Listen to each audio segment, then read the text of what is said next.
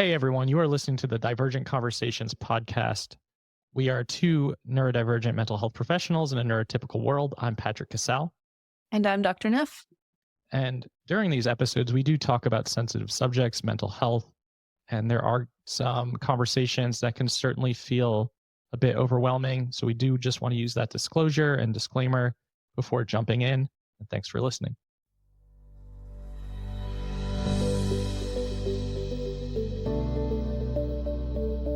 Hey everyone, welcome back to Divergent Conversations. It's been a while. You've probably been listening to a lot of our re-released episodes as we've taken a break.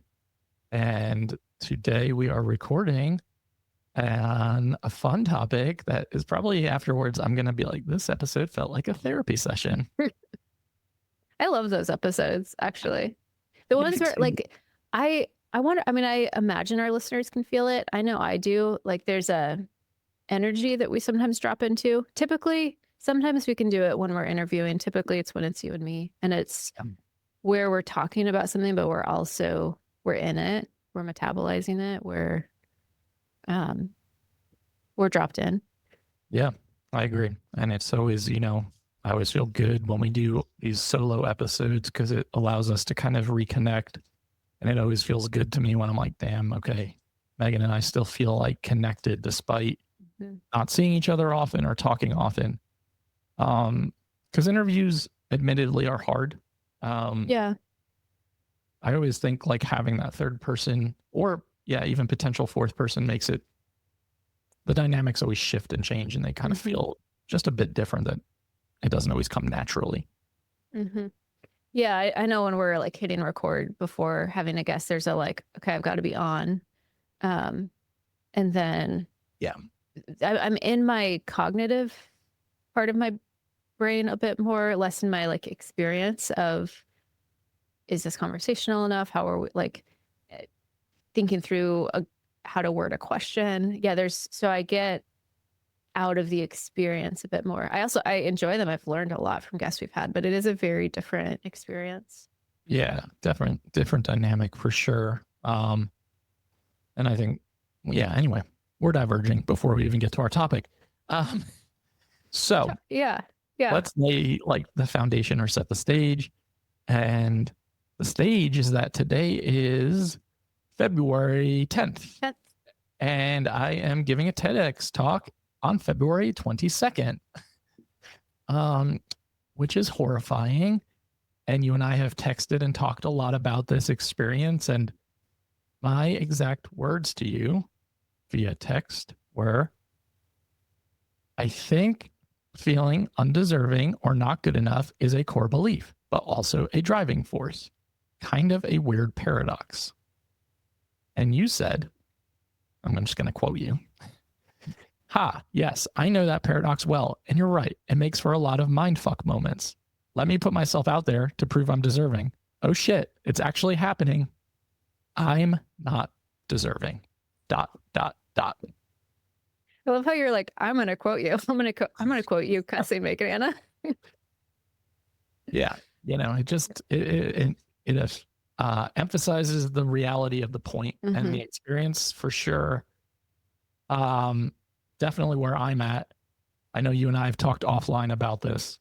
In general, about just me stepping more into like neurodivergent content creation, especially around autism, ADHD stuff, feeling like I don't know enough. I'm not well researched enough. Being very concerned about saying the wrong thing because it's just a part of it. And this is just, and then I told you that I didn't think this experience or this talk was like significant or that big of a deal. And I think that was more of like a defense mechanism. I was wondering, because I was like, a TEDx talk is a big deal. So is that you wanting to minimize, or I could see how it could be a defensive, or like if it doesn't go well, it's not that big of a deal. Yeah. It's just TEDx Colorado Springs. Like it's not a big deal. So that's why my brain is preparing myself. It's a good like it's actually a helpful, right? Some of these cognitive reframes, like we can, dish on CBT, but some of these reframes are helpful of like, Okay. So yeah, if it burns and crashes, then it won't go viral. So Yeah. then it won't be like, it won't be seen by thousands and thousands of people. Yeah, when you say it like that. And then also, if it does go viral, the amount of mental energy that it takes when something goes viral, like you and I both know that experience of the commentary, potential critique, feedback, and then the dopamine rush all mixed into one can make it almost like hard to step away from it while it's happening. I know you have a really good mechanism, which is just like, I'm just going to turn off the comments and I'm not dealing with this. And trying to get better at that. Haven't reached that plateau yet or that level. Yeah. Ignore. If I don't see it, it doesn't exist. Yeah. Head in sand, ignore, never look at it again. No, that works for some things better than other things in the world. Sure. Yeah. When we were texting about that, I mean, and I think we just got done recording the episode where we were debriefing Belize, and you were talking about this idea of, I don't know if I would connect with people if I didn't have a role, if I wasn't supporting them, would people want to connect with me? So I think I feel like there's a similar thread here, or a similar energy. This idea of feeling undeserving and not good enough is a core belief, but also a core driving force. Like I kind of wanted to dip into that, because I think so many neurodivergent people probably, it might not be as public as you and I experienced that, but experience that of, there is this core belief or this core schema, this narrative we have that I'm not good enough. So we frantically work to prove that's not true.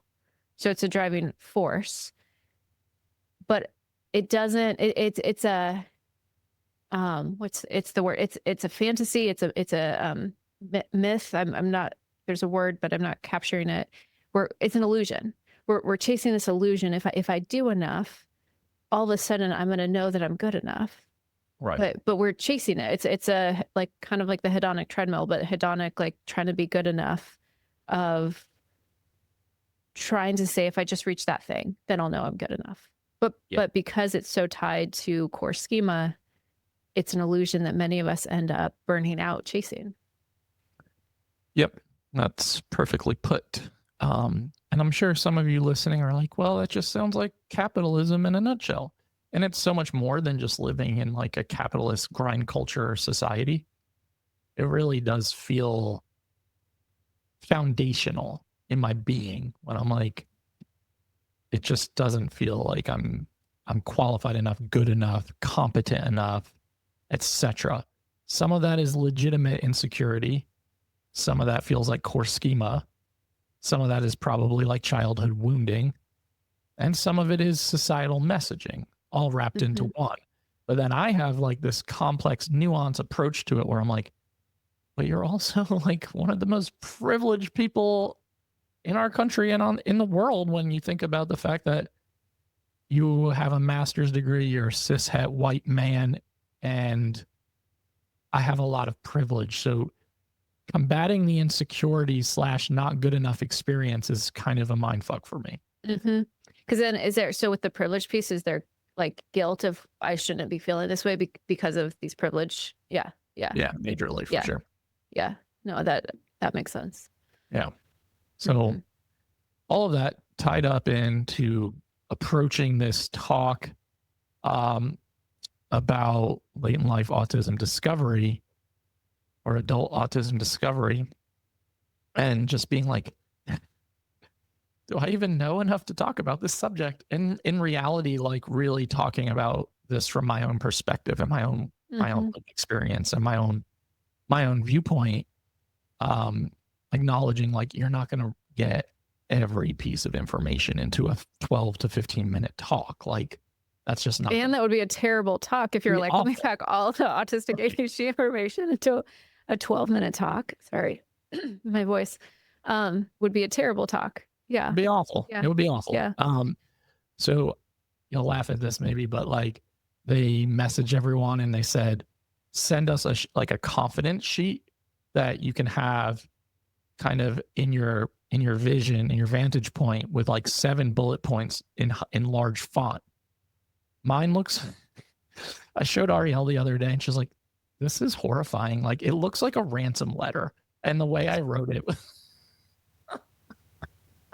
it's just like little phrases or code words or even symbols for me to like pick up on and think about and jog my memory. So I was looking at that, laughing about it while I kind of want to see a picture of this. So is it like if you get stuck, you can look at this piece of paper and it'll jog your memory? Is that? I think that's the goal. Yeah, they'll have it like maybe projected further down, like at the back, and you'll be able to use it as a reference point. As a prompt. Yeah. Yeah. Because do you have, I know sometimes they'll have like a teleprompter at the bottom of this stage. Do you have a teleprompter or do they not do that? Because I don't think so. Yeah, I don't think so. So yeah, that's your like if you get stuck.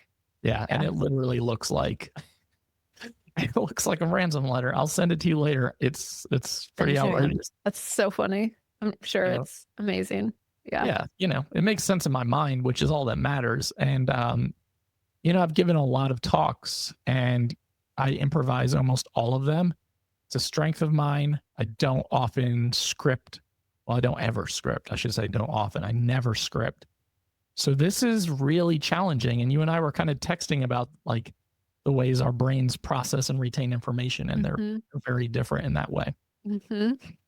I know you're getting a taste of like the obsessive when you're describing, like, you're like, all I'm doing is this talk. I'm listening to it or I'm practicing it. And I'm like, yeah, Patrick, welcome to my world. This is how I prepare for talks. That's why I accept like 2 talks a year. It feels like a lot of mental energy that goes into that process. So I send you a lot of empathy for that. My dogs are probably sick of hearing it. I'm just doing it on repeat, and then he just looks up at me every time I say like the specific word, like, are you really talking about this again? Anyway. And that is a hard part about a memorized talk like this is you have to memorize it to the point that it gets in your body. So you can do it while on autopilot, but then you've got to get emotionally connected to it while delivering it. And that is always like a hard balance to find of be able to do it on autopilot, but not to actually do it on autopilot. Yeah. So I think, the lack of autopilot when I'm speaking, I have that pretty nailed down because I really will tap into how uncomfortably anxious I am in that moment. The difference may be that I may not name it on that stage comparatively just because I don't know. I'm so fearful of like going off script. But I do quote you in it, and I told you that with your consent. And I think it's a really good talk, and I've practiced it on people, and everyone always ends up crying. So I feel like I'm on the right track. Yeah, that tears feel like the right track for a TEDx TEDx talk. Yeah, tears and engagement. Like that feels right. Making small jokes, and every time I do it, people laughing. I'm like, okay, that works. I was telling you off screen that someone mentioned you were going to be there, and I got really nervous. I was like, oh no, now I'm even more nervous than I was before. And you were like, I'm not coming to that. So like with that, okay. But I'm listening to it. Right. Yeah. I do think if you were in the crowd though, and I could pick out your face, I'd be like, how is Megan reacting right now? What would I be thinking? Why? Like, so you have like lots of people coming. So what is it about our relationship where you're like, I know you've said before, like you respect kind of who I am in this space. Is it, and I've read your script and given you feedback. So like, why, what would it be about me being there that would make you anxious? Megan doesn't approve of this? Like, what if Megan? I already have. I've been like, replace that stat with this stat, and then you're good to go. And then I say this line, and I look at Megan, and you're just like, what the fuck? What is he talking about? I don't know. It's completely irrational. And it's like driven by, I think, some of that core belief stuff that we're talking about of like not being good enough. Yeah. Or it just not being worth being out in the world, So I think it's really fascinating. And then what you talked about, you mentioned that or I mentioned it being a driving force, and you kind of put it into the other words of like, but then it does drive you to try to get more opportunities to prove almost in a way that you are good enough, but your brain simultaneously is like to prove that you're still not good enough. It's a wild ride. Yeah. Recommend I mean, it from all of you. that's the trap right there. And I think you said something a couple of times I think is really important. Like it's irrational, right? And I think irrational thoughts very much frustrate autistic people, I think, but we have plenty of them.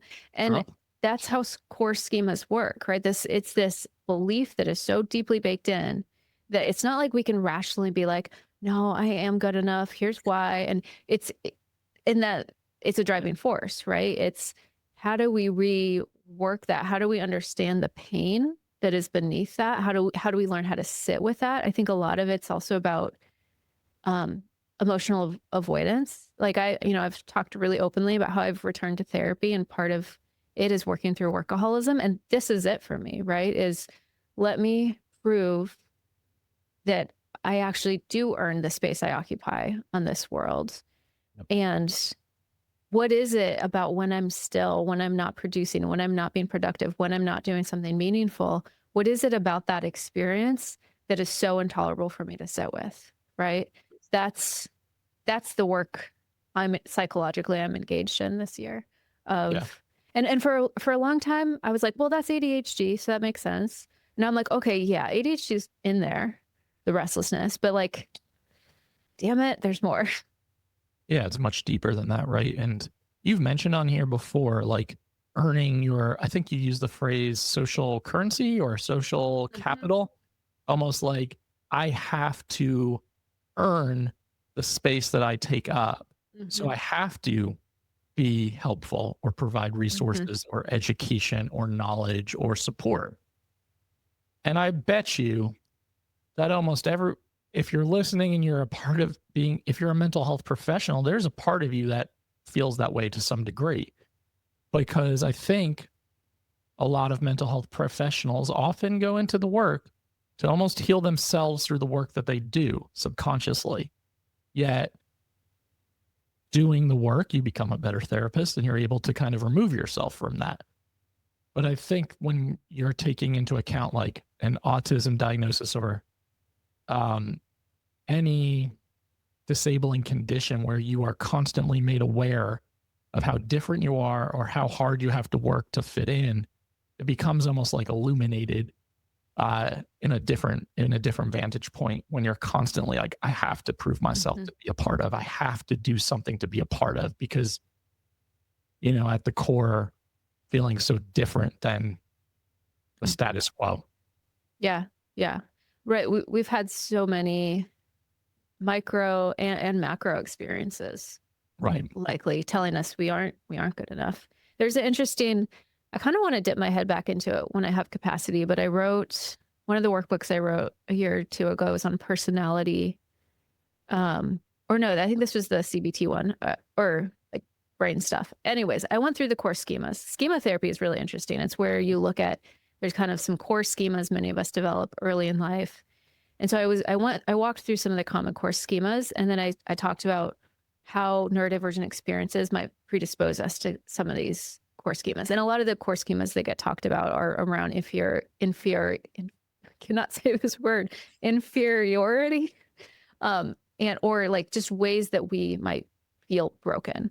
Yeah. And it was a really interesting exercise for me to think through the feedback we often get, right? There's some interesting research about negative feedback in ADHDers, how like statistically they tend to get significantly more. For autistic people, social feedback when we've misstepped, and all of these things, whether it's correction or whether it's like, stop doing that, or you're being obnoxious, or your needs are too much. There's all of these messages that many of us got in childhood because we didn't understand ourselves, our families didn't understand us. And absolutely that gets baked in really complex ways. Yeah, big time. And thinking about it from a micro perspective, right? If it's happening on a small cellular level, it's almost like these little like shocks to your system every time there's a mention of you not doing something correctly, or being too much, or overstepping, or reading that wrong, or not understanding. It's just like builds, Mhm. builds. And when you're not really aware of it, it's hard to have an understanding of why all of a sudden this feels Why so am I reacting at a 10 when this situation's a 4? Yeah. No, I totally. think this is one of the most helpful things that psychological work helps people do is identify what are your, I don't love the word triggers, but I like the language of raw spots, which comes from emotionally focused therapy. Like, what are your raw spots? So, like, ooh, when that gets hit, yeah, it's going to pull an 8 or 9 reaction, even if the interaction I'm having is like a 2 or 3, because it's hitting on a part that has a lot of history, that there's a lot of stories around. Right. So, like for you around this talk, there's a lot of, I imagine it's hitting on a raw spot of like, am I good enough? Am I good enough to be the one giving this TEDx talk? It seems like that's part of the raw spot that I Yeah. was hearing when we were texting about it. Yeah, for sure. Totally. One of the raw spots. My image now in my head is like a dog with a lot of like raw spots or like sores on their stomach from like licking themselves too much. So I appreciate the It's a visual great right image. now. Hot spots, I think is what they call those in dogs. But yeah, I think that's true. Like it is a raw spot or an area of vulnerability. And I think it's weird. We talk about this a lot on here, but it is weird when you have any sort of audience or following and you're putting yourself into positions to constantly feel vulnerable over and over and over again. It almost is like, is this a compulsive act? Is this like self-destructive to constantly put yourself in situations that are going to potentially really impact your well-being from a stress perspective? And then I think there is also the flip side where there's ego involved. Mhm. And there's dopamine to it all too. Mm-hmm. Well, and even for people who don't have audiences, there's ways that this, we could call it like a compulsive pattern shows up of I'm going to put myself up to take lead on that project, or I'm going to put myself to like I'll volunteer to help them. Like there's other ways that this could show up where it's maybe compulsive helping or compulsive. I'm going to do something that I don't believe I can do to try to like assuage the part of me that's telling me I can't believe it. But then I'm going to have a lot of stress and anxiety, and then I'm going to do it, and I'm still going to have that belief. It's still going to be there. Like it's that didn't fix the belief. Yep. Yeah. I am curious. I don't want to derail too much, but I am curious. It's bopping in the back of my head if you've done Enneagram stuff. Like I'm an Enneagram 3, and that's a like achievement is the driving force for an Enneagram 3. So I'm curious. Or do you do Enneagram stuff? Yep, I do. I want to just name that. I really love the word assuage. That I was really impressed. I said it. I was impressed that you Like- said it and you got it like, out. So I know. I was like, the phonetics on this might not come out, but it works. I don't know if I could great repeat word. it. So yeah, Enneagram stuff I have done. I've done a lot of it actually. I would say when I first moved here in 2011, massive masking / people pleasing, I got identified as an Enneagram 2, which I am certainly not. I more recently come to terms with being an Enneagram 6 with a 7 wing. Was going back and forth of like, am I a 7? Am I a 6? Some people would classify me as a 3, but if you really knew me, it really doesn't fit. Because achievement is never really the driving force for me. But 6 makes sense. And I started like deep diving that with my former therapist and a good friend in town who does a lot of Enneagram work. And I texted her and I was like, so I was talking to Enneagram with my therapist, and she was like, wait, let me answer before you say it. Like, you're a 6. And I was like, oh, okay. I thought 7. And she was like, nope, you're a 6, but you can come to terms with that however you'd like to. And did a lot of deep diving on that. And yeah, I feel pretty comfortable with that. That actually does make sense. I don't know that I would have like that wouldn't have been the first thing I picked out for you, but when you say it, I'm like, oh yeah, that does make sense. Yeah. The loyalist makes sense. Being kind of staunch in belief also gets me into trouble. But I do think like leaning towards the 7 when I'm in like a healthy space and I'm like, ooh, romanticism and ideas and travel and creativity. And then like I never really looked at what a 5 is actually, so I couldn't even tell you what the other side of it is. But yeah, that's always made sense to me. That makes sense. A 5 is like that kind of intellectual. I actually thought I was a 5 for a long time. You like getting to, or I haven't been fresh on it for a while, but a lot of curiosity, a lot of meaning through kind of intellectual discovery and exploration. Yeah. And I think a lot of those do, obviously when you look at stuff like that, a lot of it, you can take a lot of it and say, oh, that's applicable. That's applicable. And then really looking at like, what is the driving force here and what's the big fear here? Right. Well, and that, oh, sorry. I don't know what I was going to say. So go ahead. I think that's why I thought about it, because it's about, what is the core drive, which that's how we started this conversation, this idea of the core drive being, I'm not good enough. Right. And that actually, it's interesting that you are a 6, because that can also show up in relationships. And that's what you were talking about the last time we recorded, the post-beliefs of if I'm not supporting the person, right? Am I good enough to connect with? And so the am I good enough, that can move us toward compulsive work, like for me, could also move us toward compulsive, like being compulsively available to people, being compulsively helpful. And it's all about, let me scratch this itch of I'm not good enough. Yep. But the more we scratch, the itch doesn't magically go away. Right. Yeah. It almost like spreads like poison ivy.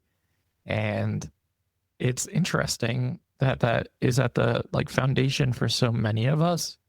And I can like definitely define that definitively for myself, where I'm like, yeah, of course it makes sense to like have to prove that you are good enough. And then the flip side is like, and having to feel like you have to do things to ensure that you're proving your worth, whether it be responding, which I am always overly responsive, working on that, being available, being helpful, providing information, being, putting yourself into, like you said, like leadership roles, task-oriented roles, because the reality is, if you really examine that and step back, what's at that core, and the core is like, but if I'm not helpful or if I'm not available, why would anyone want to have connection with me? That's really what a lot of it typically comes back to for me. Yeah.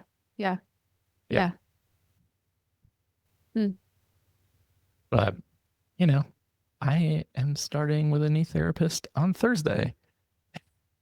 So how are you feeling about that? I went back to therapy. I went back to my old therapist. I went back last Thursday. How did that go? And we were texting about it offline. Yeah, it went well. It was interesting because I started with this therapist when I was in grad school, and then the last couple of years I worked with him, we were mostly doing telehealth, but I went in person. And so it brought me back to like graduate school self. And so it was really interesting just to occupy those memories of, I was a very, it was pre-discovery, it was pre-COVID, it was a very different person.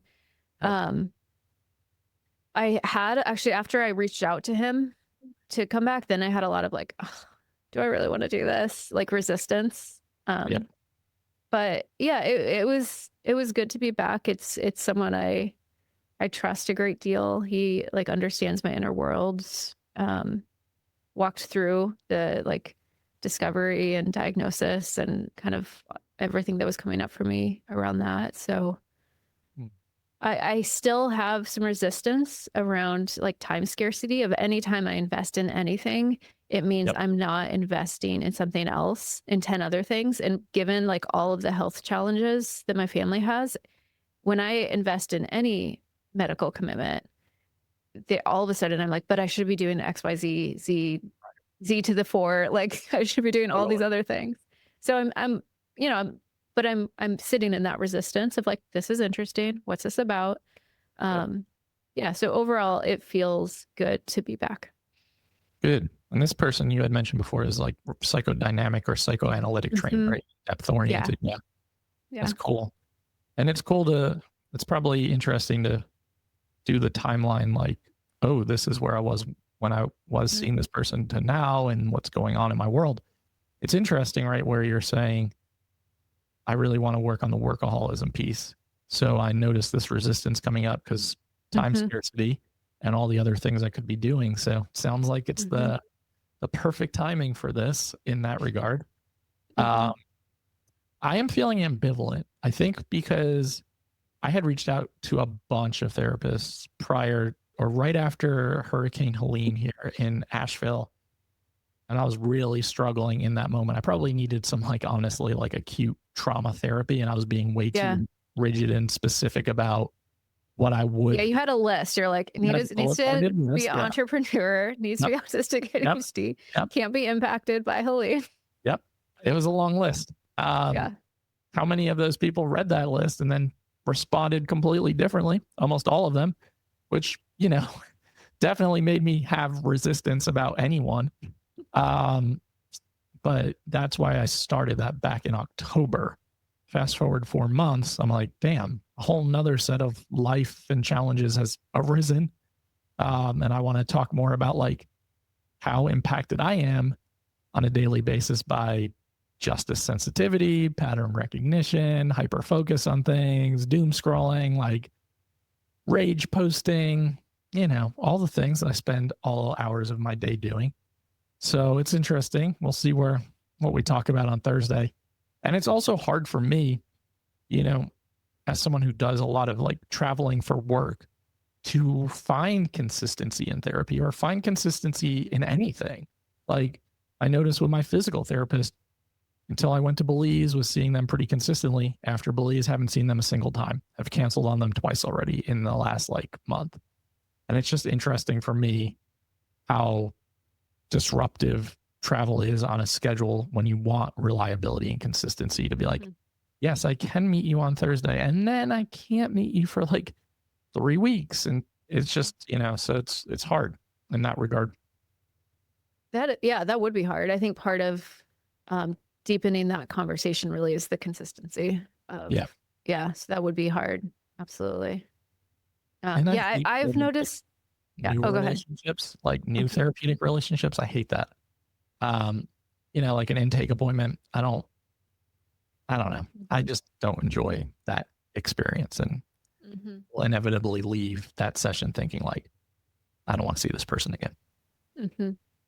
Yeah, intakes are hard, especially if there's pressure of like somehow I have to download all of the context of this information. Actually, really, that was one of the reasons I liked the therapist I worked with for several years and I'm back with, is in the intake, he said something like, and I don't know if I don't know if this is what he does for everyone or if he sensed something about me based on, I did fill out intake paperwork, something about like, I sense in a way it'd be comforting for me to go through a list of questions and ask you, but I almost don't want to do that. Like, so we just like organically open into a conversation.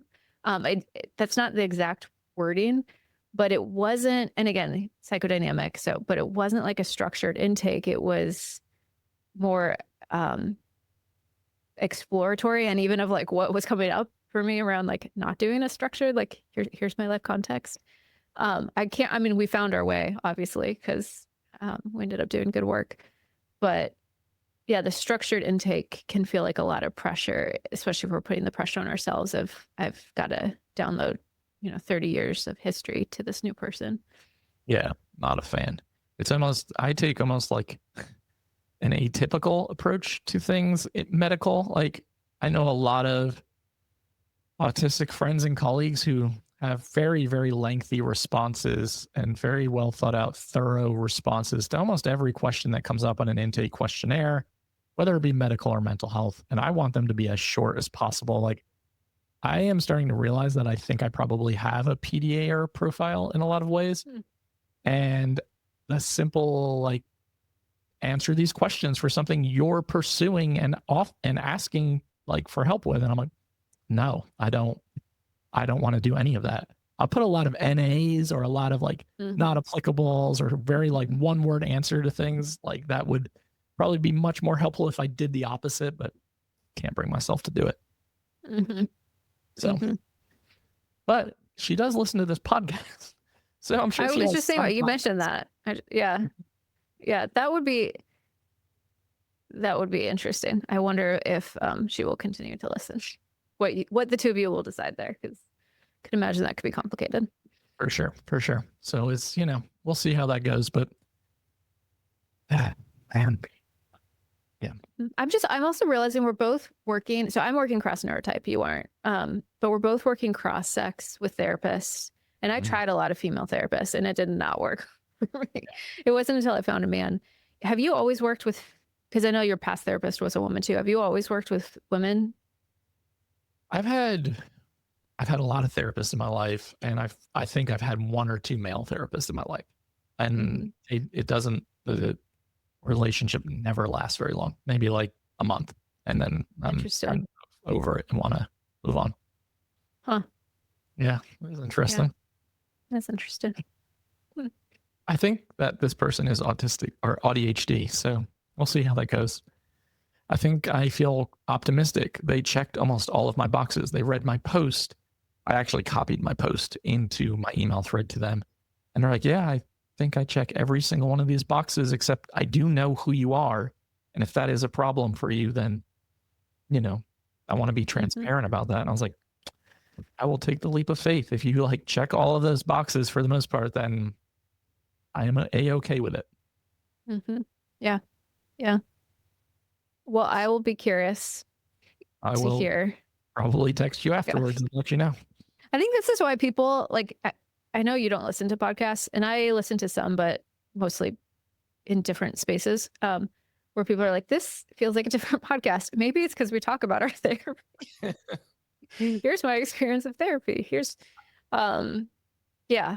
No, but I like, because there's a lot of vulnerable questions that come up around these things, or even talking about like, yeah, I'm someone who provides, for both of us, like provide education in the space, and I do therapy. I've still got issues, people. Listen, like, there's some vulnerability there. I always thought that was the whole point of this podcast, was just to have like vulnerable, real, relatable conversations to help just affirm and normalize things. Because I haven't worked as a therapist in almost 3 years, a little over 3 years now.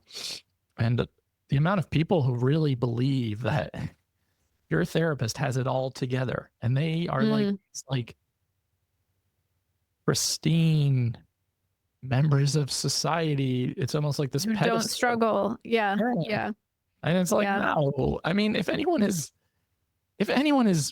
representing themselves that way, I would be really concerned.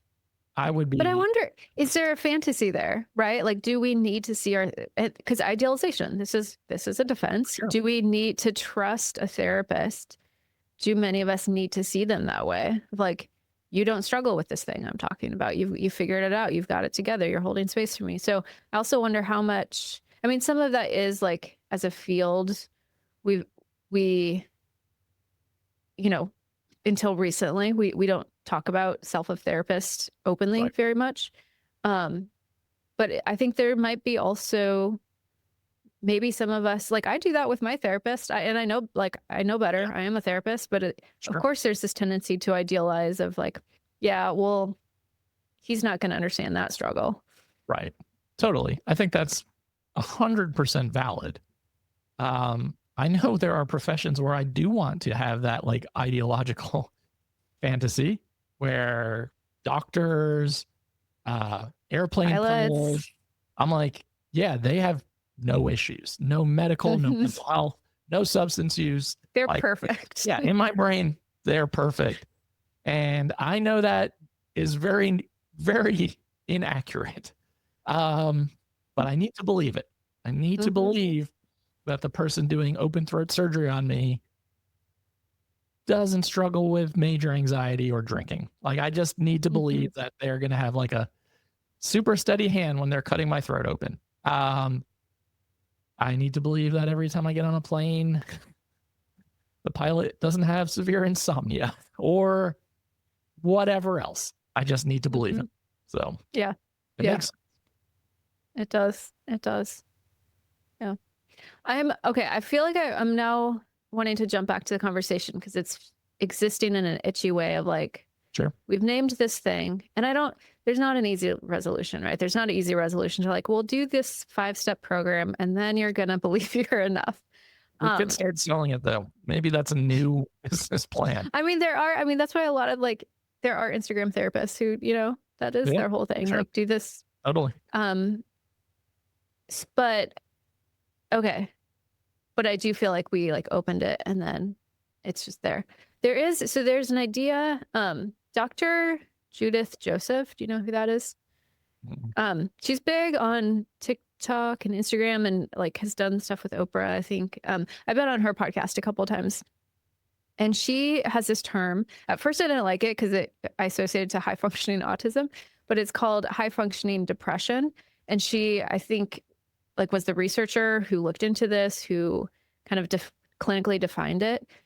And she talks openly about her past experience, but it really is this idea, this hyper productivity as a way of addressing trauma, and that can lead to what she calls high functioning depression. So her book, I think, just came out or is coming out. So I've been tracking her stuff, and that's been part of this lens I've been thinking through around when a core driver is I'm not good enough, and how that can drive us to things like high functioning depression or mental health conditions, because we are frantically trying to fix something in us that perhaps we don't even realize is there. Maybe we don't even have insight into how this core belief is a core driver in our life.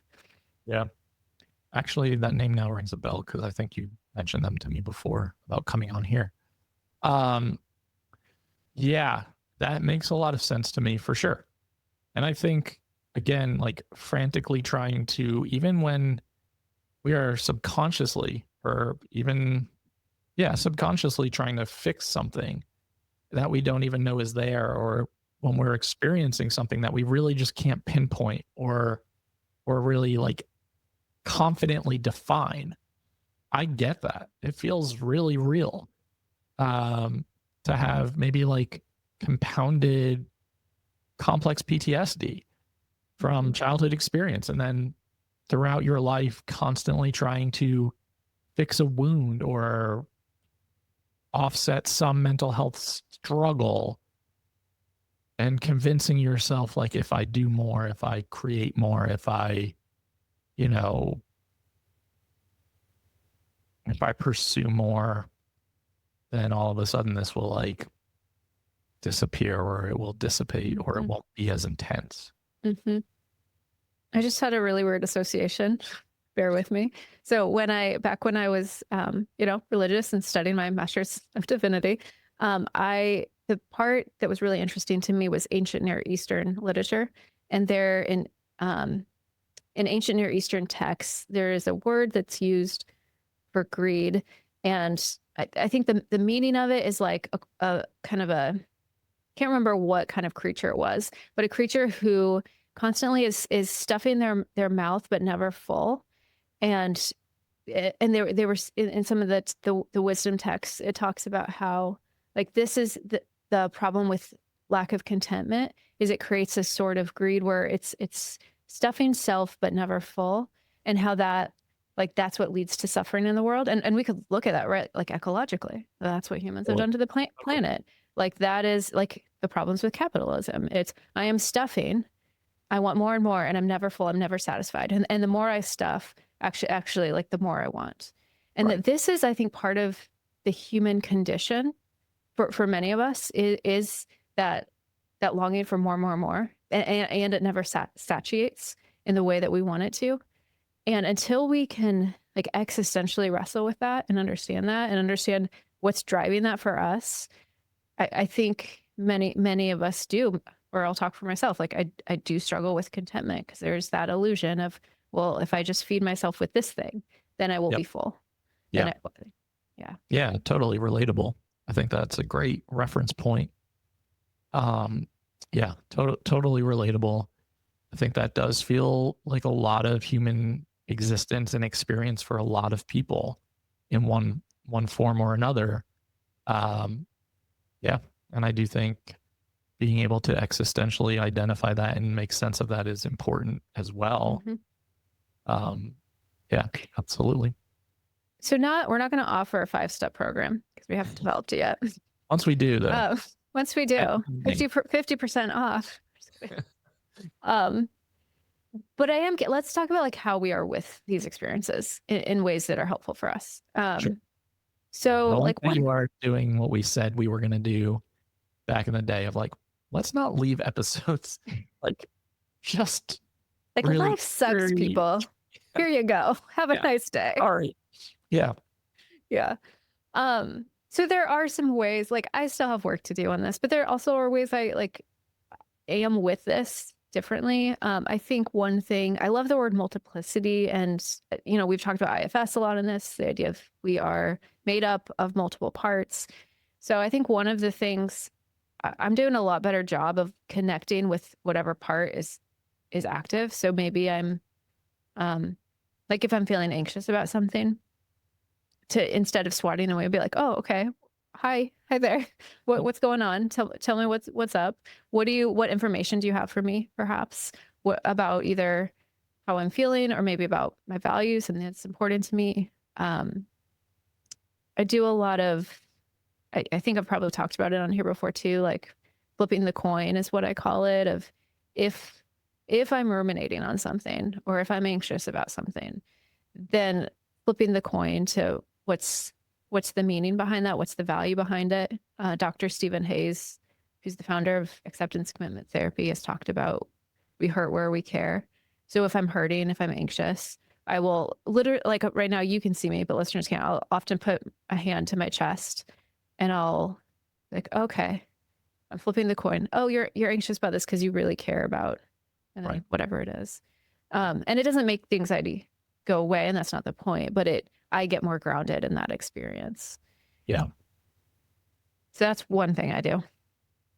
I like that. And I do that as well, to some degree about like, I don't look at, also doing a lot of IFS work, internal family systems, for those of you who don't know what that means. I have done a lot of parts work and trying to acknowledge that there are no bad parts and that they all exist for a reason. They're all rooted in something that feels like it's important or meaningful.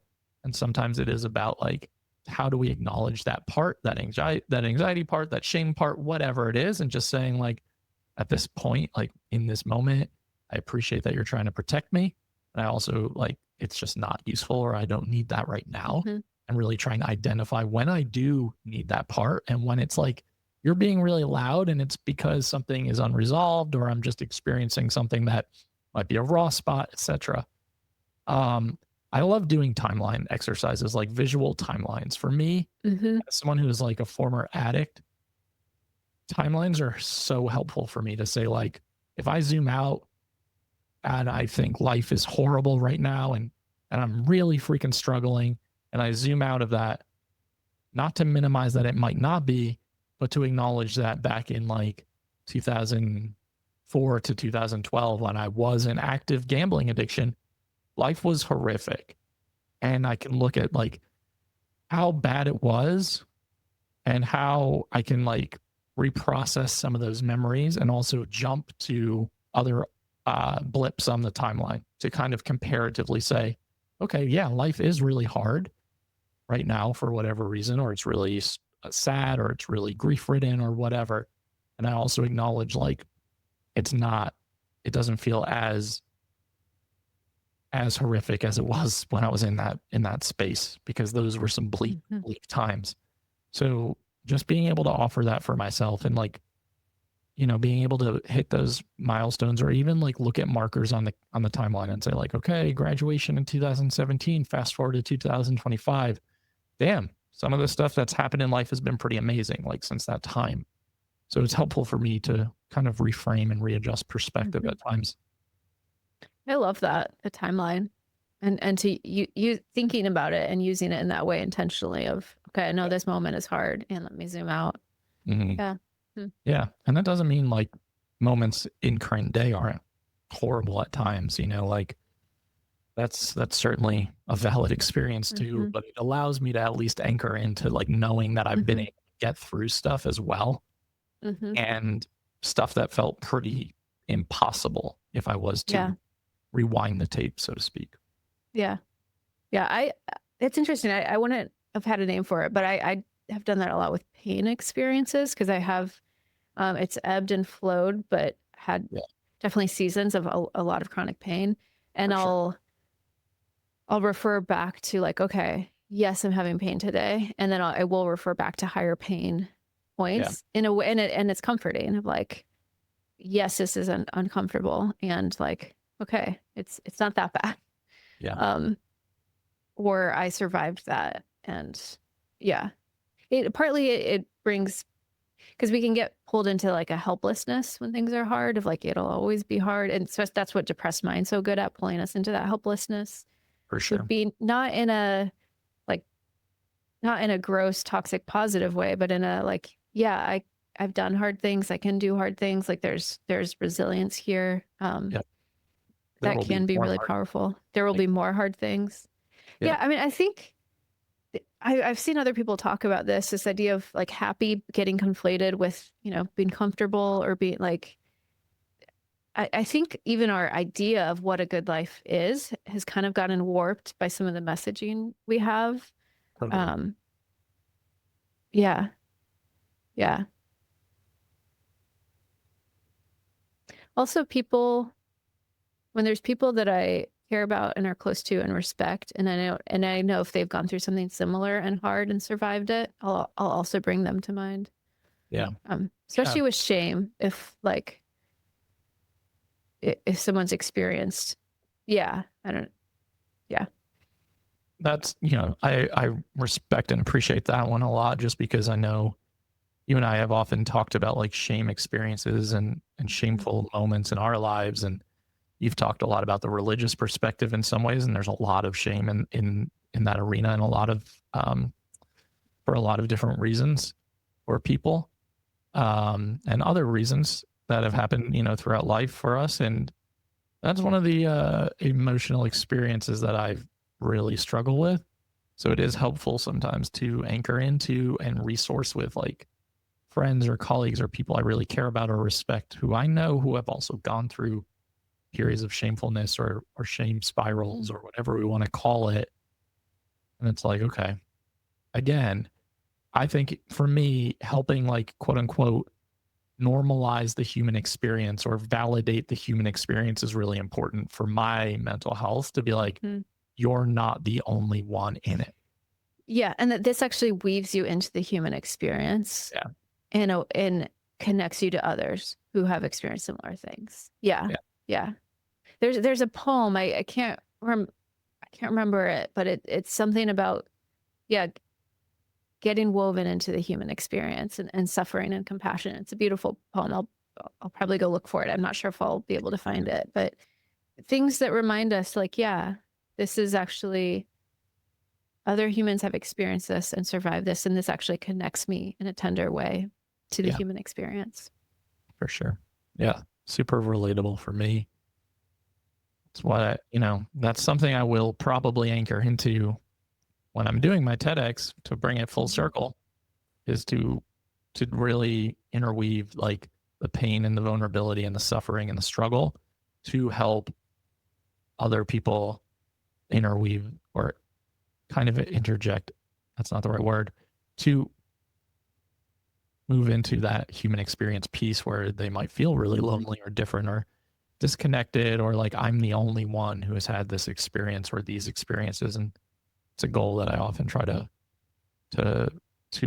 move towards, because I think it's so painful when you're in that position of, I am the only one who experiences or has experienced A, B, and C. And it makes you feel even more different than you already feel a lot of the time. Yeah. I just learned a new term. I was a clinician who was on the clinical call in the Nook this month, and they used the term undoing aloneness, which I loved. And so then I looked it up, and it comes from AEDP, which is a form of therapy. But it's the idea that when we feel our emotions deeply in connection to others, we are undoing aloneness. And I love that. Whether like ideally, I think we're doing that in a relationship, but sometimes also there's something about tapping our experience into the fabric of humanity that can also provide a sense of that. And that's what I'm hearing when you're talking about this, that you want to tap into some of that energy and that shared human experience. Yeah, for sure. That's definitely it. And I like that too. Undoing aloneness. I like that a lot. Mm-hmm. I think I will look it up because it will bug me afterwards. It is 𝗿𝗲𝘀𝘀𝘀𝘁. 𝗿𝗲𝘀𝘀𝘀𝘁 is the person who I believe coined that term. So I like that a lot. Yeah. Well, we've been talking for a while, so okay. Well, I don't. Does it feel like we're leaving anything? I mean, of course, we're not neatly wrapping this up because that's not what we do. But no, I feel like we went all over the place for a little while, then you reined it back in. And I think it feels good to me. Do you have other, as you call them, itchy or sticky thoughts? Well, I do feel like I should say this, and then we can process it, and then we can wrap. So you're an Enneagram 6, so relationship, like, and support matters. So my sense after Belize, I knew it was a big deal for me to travel. Mm-hmm. And so I did decide to come to your TED Talk, so I am coming. Oh, no. So she like, was. Yeah. So no, she wasn't supposed to tell you because I was like, I wanted it to be a surprise in the sense of like, I want Patrick, like, I'm sure he'll be anxious and I want him to feel like deeply supported as he goes on. And I want him to know like that even if he's like, this is not a big deal, that I'm like, this is a big deal. And it's a big deal that I'm even going to travel and I'm going to come see it. And but then I was also like, but is it the kind of surprise that would throw him off? I definitely don't want to do that. And so it's maybe good that she accidentally slipped because it sounds like it would have thrown you off if like you went on and you just like see me in the audience and it's like, what the hell are you doing here, right, Anna? That is so funny. And I love how quickly she tried to walk that back of like, oh no, I didn't mean to say that. Like, I was like, how could you mistakenly type that out?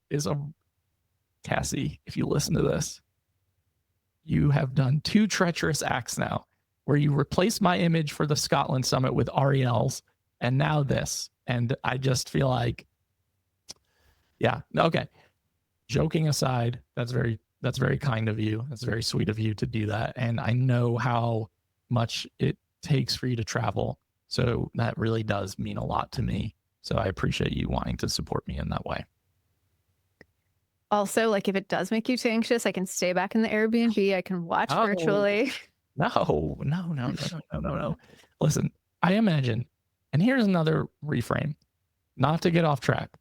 For any of you in spots like this or in situations, I do now practice an exercise, not just for this event, for everything that I do that I'm nervous about, to rationalize and acknowledge that it's however it happens, good, bad, ugly, etc. There's going to be a next thing that I'm moving on to, or like that's happening in life, right? And like, it just helps me realize like, okay, you're so anxious, you're so overwhelmed about this. You think it's going to suck. And guess what? It's going to be 15 minutes of your life. Mm-hmm. And then life is going to continue happening.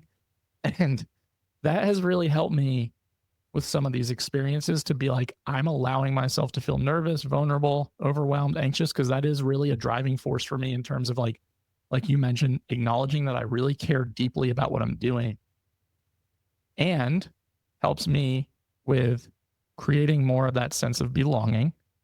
And 15 minutes after it happens, I will have like a rush of adrenaline and a crash, and then life will continue happening. And like, I can live with both of those spaces and acknowledge that. And that's really helpful for me. Mm-hmm. Yeah. I love that you can live in the tension of all of that. Yeah.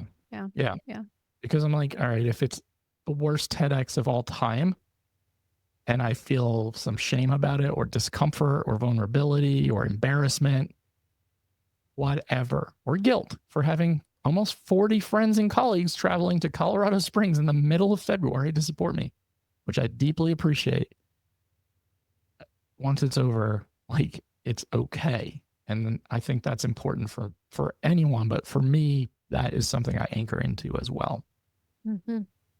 Yeah, that it will be over. And the time, like I've seen graphs of this, of like a time graph of how big this feels today. Like say you do something awkward and embarrassing and it'd be a huge circle. Like this feels huge. Or if your TEDx talk goes bad, it'll feel terrible that day. And first of all, Yeah. I don't think it will, but if it does, Sure. and then like a week later, it'll be a little bit smaller. Exactly. And then a month later, a little bit smaller. And every time I have a big thing that feels like a big deal, I'll do that. I'll be like, okay, how will this feel in a week? How will this feel in a month? How will this feel in a year? And I'm like, okay. Exactly. Yeah. And It's like the opposite of the timeline. It's like a forward time. Oh. Yeah. It's just like that trajectory into the future of acknowledging, like, in a year from now, am I going to be thinking about this TEDx? Probably not. Unless I do something like that goes viral because it's embarrassing. And yes, I probably will be thinking about it for a long time. Gotta love when delivery drivers come into our porch because our Shih Tzu can't handle that. I'm really glad I told you about this ransom note looking document now, because you're going to be in the audience and you're probably maybe going to see it. And part of the document has your name on it. So I remember, like, to reference the quote that I'm referencing. So I would be really weird if you were like, what the hell does that mean? And now, why is my name on Patrick's ransom note? Yeah, exactly. So, okay. Really glad to end on this note. Not going to think about this for the next 12 days of my life. And I guess I'm going to see you twice in less than a month and a half. Month and a half. Yeah. From the rainforests of Belize to the frozen tundras of Colorado. And I learned something. You don't like surprises, or you don't. This would not have been and I was wondering, I was like, should I text? I was thinking I would probably text you the day before. So it wasn't like you were seeing me when you were on stage for the first time, but I was like debating if it would be, I wanted it to be something you felt like when the anxiety was high, like towards the end, that you felt some extra support. But I appreciate that. But surprise is not maybe not your good at language. Receiving surprises. I don't know how to react to them ever. And it's in this, we don't need to diverge into this right now, but like, and I reference this in my TEDx, like, I don't know how to react to gifts. I don't know how to react to like surprises, because it always feels like it's the wrong reaction. Whether I was like, oh my God, this is amazing. Ooh, is that too much? Or if I just like stood there like completely vacant and like flat and expressionless to it, would that hurt your feeling? Like, I hate surprises. So I'm really glad we had this conversation. And I would have told you over text for that reason. Like I would have, it was just a matter of when I tell you. But I feel really bad for Ariel and like her surprise gifts that she's tried to give me over the last 10 years, because every time it's the wrong reaction. And it's always just like, I might appreciate it in a day or two or a week or two. It's not going to be in the moment where I'm going to be able to give you what you need.